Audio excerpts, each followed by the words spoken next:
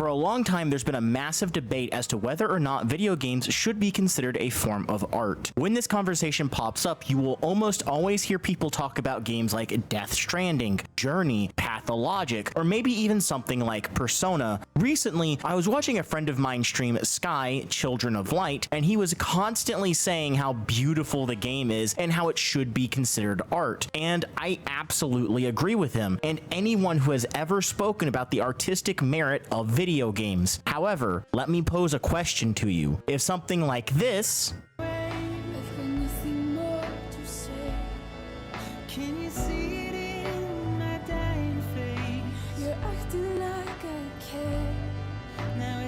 can be considered a piece of art, then why is something like this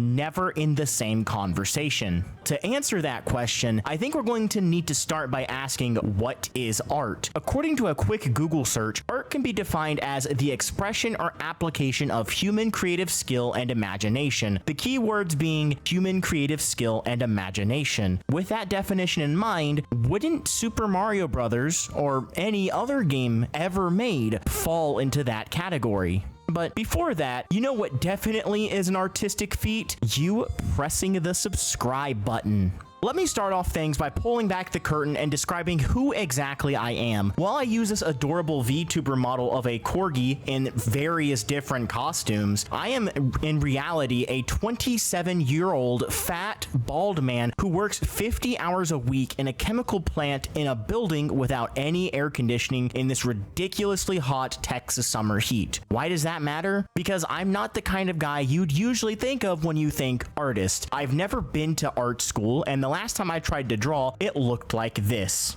So you might believe that I am unqualified to talk about what should be considered art, but I'd argue art is something that is made to be experienced and enjoyed by everyone, much like video games. And as someone who's extremely passionate about the medium, I think it deserves to be recognized as such. To me, the most important part of art is the impact it leaves on the person experiencing it, whether it be an upbeat song that makes you want to get up and dance, an incredible movie that tugs at your heartstrings and makes you cry, or even a video game that has you jumping out of your seat through the sheer excitement of what you just accomplished. Oh my god!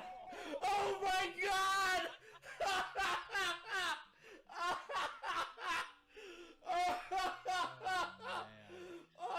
In a way, I think the reason video games as an art form are so underappreciated is because we don't talk about everything that makes video games what they are. It's almost always about these kinds of games that are meant to be thought-provoking, or at the very least have some sort of profound message. To use an earlier example, let's take a look at Pathologic. I mean, you don't need me to tell you this game is art. That's what people like H-Bomber are for. Now that's a 3-hour analysis, one I highly recommend you watch for yourself, but to give you an extremely, and I do mean extremely, condensed rundown, most of it can be boiled down to the theming of the game, the characters, and the story. But hey, you don't have to just listen to me talk about it. Here's my good friend Sen. To give another example, Journey and its successor, Sky, Children of Light. You'll hear all the time about how these games should be considered art, more often than not, for their lack of dialogue paired with stunning visuals. These games are absolutely beautiful, and it's amazing how they manage to tell a story without a single word ever being spoken, leaving it all up to the interpretation, and the sense of wonder that can be felt by things the game throws at you is genuinely breathtaking at times. Again, I agree, these games are art, and they should be treated as such. But despite having none of the same features as the previously mentioned examples, something like Sonic the Hedgehog for Sega Genesis or the original Super Mario Bros. Deserves to be in the exact same conversation. When Billy first brought up this idea with one of his friends, their initial response was to hit you with the good old English teacher special. Mario is a man who's always running forward, never looking back, no matter the obstacles in his path. But we don't need to try and find meaning where there is none, because looking at what this game is, on the surface level, is more than enough to prove its artistic merits. The collaboration between the designers Shigeru Miyamoto and Gunpei Yokoi, and of course everyone else on the Nintendo team to come together and make a game that would last the ages. Just like any piece of art, a piece of every single developer, be it the higher-ups or the cutting room coders, are in a way immortalized in their creation, a creation that will long outlive any of them. Leonardo da Vinci painted the Mona Lisa 500 years ago, and yes, 5 entire centuries later, people still think about it and discuss it. A fate I can absolutely see for Super Mario, as silly as that sounds. But more importantly, what really makes anything art?